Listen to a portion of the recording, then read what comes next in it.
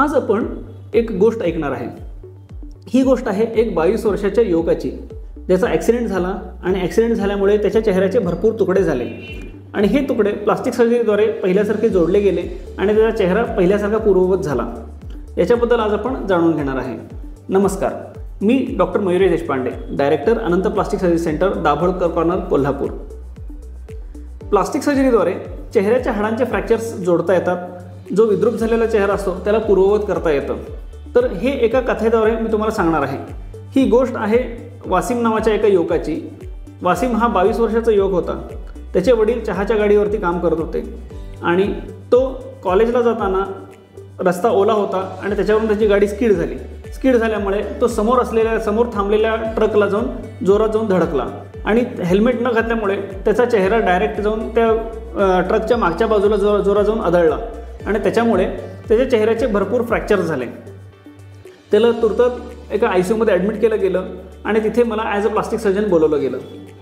मी तिथे जाऊन जेव्हा त्याला बघितलं तर त्याला श्वास घेता येत नव्हता, त्याच्या तोंडात रक्त साठलेलं होतं आणि त्याचा चेहरा पूर्णपणे सुजला होता। त्याला तातडीने ट्रेकिओस्टॉमी करावी लागली। ट्रेकिओस्टॉमी म्हणजे काय की त्याला नाकातून श्वास घेता येत नव्हता, तोंडामध्ये रक्त वगैरे सारखं वाहत होतं, तर त्याला श्वास घेण्यासाठी म्हणून गळ्यामध्ये एक छिद्र पाडून तिथून नवीन एक पाईप घातली गेली आणि त्याच्यातून त्याचा श्वासोच्छ्वास सुरू होता व त्याला व्हेंटिलेटरवर कनेक्ट केलं गेलं। हे झाल्यानंतर त्याच्या तोंडातला आणि नाकातला जो रक्तस्राव होता त्याला आपण पॅकिंग करून त्याचं ब्लिडिंग थांबवलं आणि त्याचा CT स्कॅन करून घेतला। जेव्हा मी त्याचा CT स्कॅन केला तर त्याचा चेहरा जो होता तो 8 ते 10 ठिकाणी सगळे तुटला होता आणि बरेचसे तुकडे झाले होते आणि त्याच्यामुळे काय झालं होतं की त्याच्या नाकाचा आकार बदलला होता, तोंडाचा आकार बदलला होता, एखादा तोंडामध्ये बॉम्ब फुटल्यासारखं ते तुकडे सगळे पसरले होते आणि त्याचा जो उभा चेहरा होता तो गोल झाला होता। तर त्याच्या वडिलांशी मी बोललो। त्यांना सांगितलं की आधी पेशंटला स्थिर करावं लागेल, त्याच्या मेंदूला काही इजा झाली आहे का ते बघावं लागेल आणि ट्रेकिओस्टॉमी आणि व्हेंटिलेशन करून त्याला सध्याला त्याचं जे ब्लिडिंग आहे ते कंट्रोल केलं पाहिजे आणि त्याला रक्त चढवण्याची गरज आहे। तर पहिले 4 ते 5 दिवस आपण त्याला रक्त चढवलं, त्याचं BP स्टेबल केलं, रक्तस्राव थांबवला, मेंदूला वगैरे काही झालेलं नाही आहे ना ह्याची खात्री करून घेतली आणि त्याच्यानंतर मग आपण त्याला सर्जरीला पोस्ट केलं। त्याची सर्जरी करताना आपण साधारण 8 ते 10 तास त्याची सर्जरी चालू राहिली। ही सर्जरी करताना आपल्याला काय काय करावं लागतं तर कोणताही फ्रॅक्चर जोडणे किंवा फ्रॅक्चर रिपेअर करणे म्हणजे त्याला त्याची जी पूर्वीची जागा होती त्या ठिकाणी त्याला घेऊन येणे आणि त्याला तिथे बसून त्याला फिक्स करावं लागतं। ज्या प्रकारे एखादं स्टूल तुटलं, स्टूलचे पाय तुटले तर त्याला आपल्याला मॅच करून खाचेत खाच बसवून तिथे आपल्याला प्लेटद्वारे आणि स्क्रूज असतात तर ती एक पट्टी असते आणि त्याला स्क्रूज मारून आपण त्याला स्थिर करतो। तर त्याच रीतीने चेहऱ्याच्या हाडांना सुद्धा प्लेट आणि स्क्रूद्वारेच आपल्याला फिक्स करता येतं।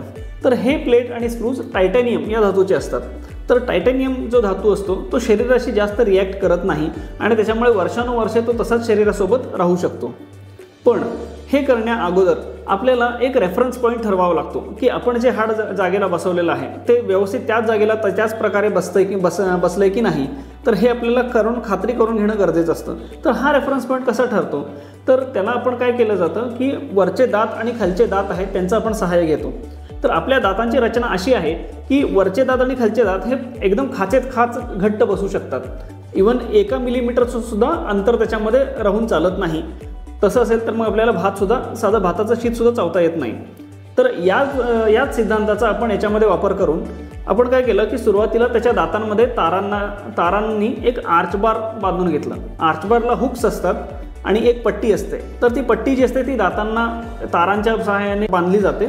ज्या प्रकारे सेंटरिंगचं काम करताना सुद्धा आपण लोखंडी तारा बारीक तारांनी घट्ट आवळले जातात, तर त्याचप्रमाणे दातांना आपण हा आर्चबार तारांद्वारे फिक्स करतो।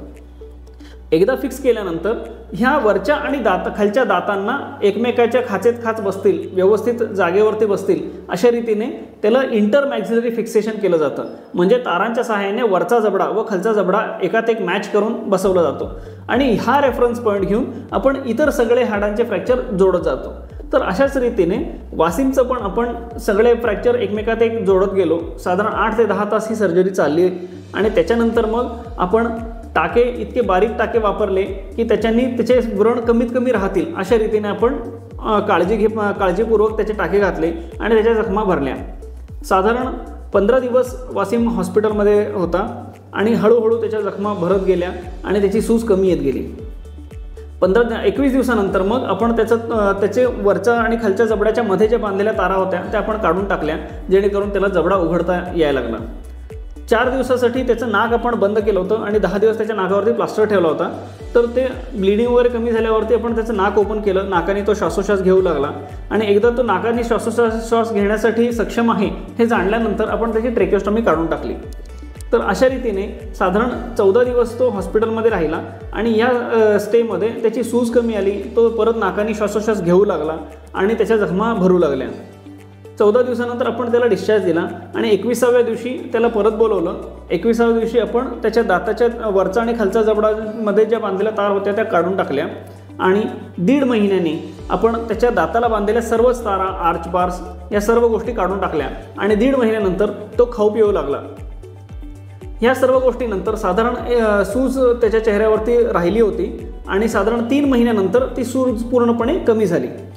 तर सूज जेव्हा कमी झाली तर त्यावेळेला त्याचा जो गोल झालेला चेहरा होता तो परत पहिल्यासारखा उभा झाला आणि त्याचं नाक, चेहरा वगैरे सगळा अगदी पहिल्यासारखं दिसू लागलं. जे व्रण होते चेहऱ्यावरती 8 ठिकाणी आपण त्याला कट करून तिथून प्लेट घातली होती, पण जेव्हा ही जखम भरली आणि 3 महिन्याच्या अखेरी एकही त्यातला व्रण दिसून येत नव्हता. इतके छान रीतीने ते सगळे जखमा भरून गेल्या आणि व्रण भरून गेले. तर अशा रीतीने प्लास्टिक सर्जरीद्वारे त्याचा जो चेहरा विद्रूप झालेला होता, हाडाचे फ्रॅक्चर जे झालेले होते ते सर्व आपल्याला जोडता आले आणि चेहऱ्यावरती काहीही व्रण दिसून येत नाहीत. अशा रीतीने आपल्याला ते खूप सुंदर एक सर्जरी करून आपण प्लास्टिक सर्जरीच्या सहाय्याने त्याला बरं केलेलं आहे. आज या गोष्टीला 8 वर्ष झालेली आहेत. 2 महिन्यापूर्वी त्याचं लग्न झालं आणि आता तुम्ही त्याचा फोटो बघितला तर चेहऱ्यावरती पूर्वी एवढा मोठा ॲक्सिडेंट झाला होता आणि एवढी मोठी शस्त्रक्रिया झाली होती ह्याचे काहीही पुरावे दिसत नाहीत. तर हे आहे महत्त्व प्लास्टिक सर्जरीचं. अशीच एक नवीन गोष्ट ऐकण्यासाठी पुन्हा भेटू पुढच्या व्हिडिओमध्ये. आजची गोष्ट तुम्हाला आवडली असेल तर लाईक करायला विसरू नका आणि अशीच एक नवीन गोष्ट ऐकण्यासाठी पुन्हा भेटू आपण पुढच्या व्हिडिओमध्ये. नमस्कार.